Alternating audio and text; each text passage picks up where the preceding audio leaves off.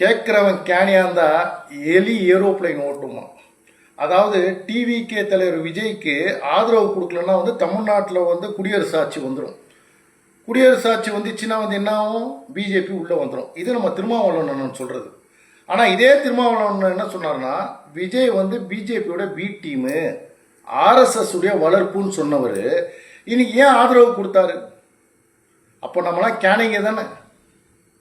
இதே அதிமுக ஆதரவு கொடுத்திருந்தால் உடனே திருமாவளவன் என்ன சொல்லியிருப்பார் தெரியுமா?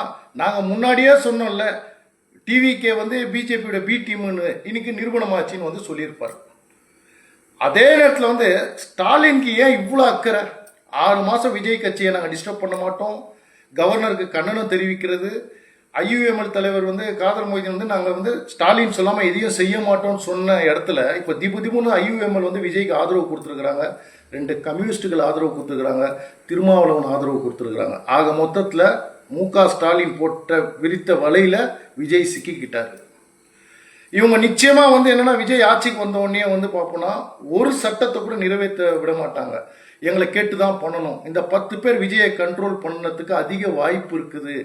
விஜய் அவர்களே, நான் உங்களை தயவு செய்து அவேர்னஸ் கொடுக்குறேன். நீங்க ஜெயிச்ச போது இருக்கிற அந்த கெத்து நேற்று கவர்னர் மாளிகையில் உட்காரும் போது இல்லை. இவங்க வலையில சிக்காதீங்க. இன்னைக்கு 1,70,00,000 மக்கள் உங்களை தேர்ந்தெடுத்திருக்கிறாங்க. மக்கள் உங்க பின்னாடி இருக்கிறாங்க. தைரியமா ஆட்சி பண்ணுங்க. என்னென்னலாம் வாக்குறுதி கொடுத்தீங்களோ அதை நிறைவேற்றுங்க. அதே நேரத்தில் நான் அதிமுகவை ஒரு விஷயத்தை இங்கே நினைவூட்ட விரும்புகிறேன். திமுக இருக்கும்போது கூட நீங்கள் எதிர்கட்சி தலைவராக செயல்படலை. உங்களுடைய அமைதியின் நோக்கம் என்னன்னு மக்களுக்கு தெரியல. ஸோ மக்களுக்கு தெளிவுபடுத்துங்க. Congratulations mister Vijay. All the best.